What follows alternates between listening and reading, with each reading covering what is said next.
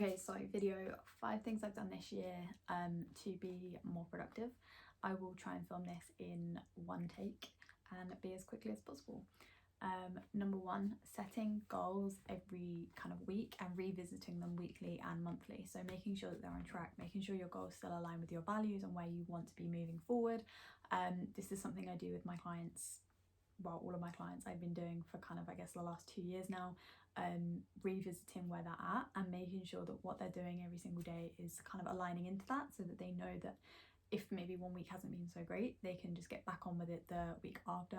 And if they realise that actually their patterns of behaviour are not working for their lifestyles, they can have a look at their goals and kind of just move them on. Number 2, breaking down personal and professional goals. So this is something I never used to do. I always used to set myself professional goals and then just completely neglect my personal life. I mean, I can't completely talk down on it, because at the end of the day I wouldn't be where I am today if I hadn't. But a big turnaround this year has been putting effort into both, and I personally feel like that's made me much more productive as a person. Number 3, setting myself only 3 things per day to do, and kind of allocating them at the beginning of the week as much as possible. So this is kind of not the stuff that I do every day. I have obviously daily and weekly non-negotiables, like posting on social media, replying to clients, client check-ins and stuff like that. But this is like the big tasks. So like Monday is a check-in day for me. Tuesdays I usually go through all of my clients' kind of videos, programs and everything, and just update anything that needs updating. Wednesday is always a website day.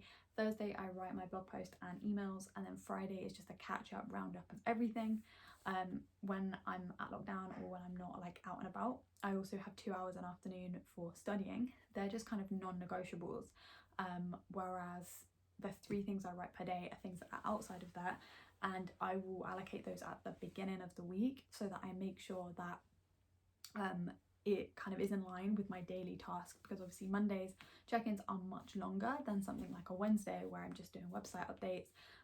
Not every week will I have loads and loads to write about and loads to do. Number 4, having more time off per week. So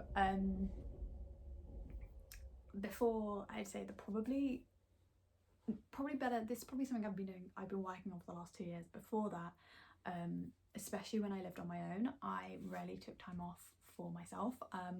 I would always beat myself up about like my parents being in London and taking the day off completely from away from my phone.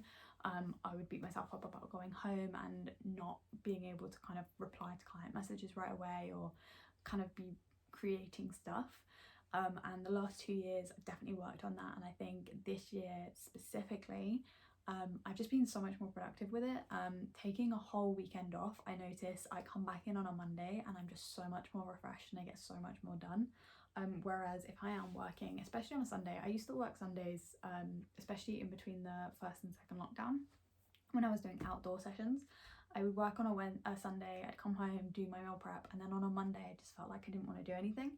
And I'd be like just really kind of tired and down and whatever.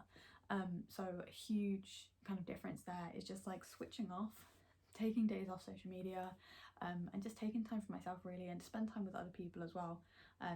Really valuable.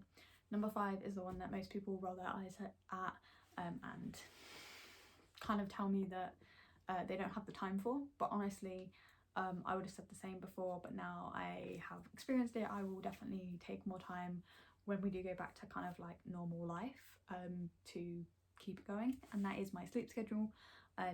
In the first lockdown I was baffled by the fact that my boyfriend managed to get up at kind of 5:36 every morning without fail, and I was like, why are you getting up when you don't have to kind of go to the gym, you don't have to commute?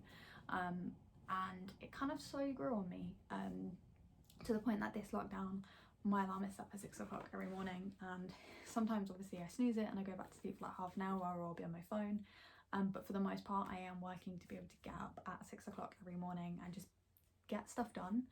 And I do notice the difference in the days that I do. Obviously on the backhand of that, sleeping, we tend to be in bed by kind of, depending if I'm teaching in the evening, a bit later, but I'd say between 9:30 and 10:30. I don't remember the last time I stayed up past 10:30, just falling asleep by that point. And it's just done a world of difference for it. My sleep is kind of at 8 hours a night, which has never been before. And I don't remember the last time I fell asleep in the middle of the day. So we are winning there. But yeah, massive difference in being able to just have a healthy sleep schedule. And yeah, that's it. So they're my 5 things I've been doing this year to maximise my productivity.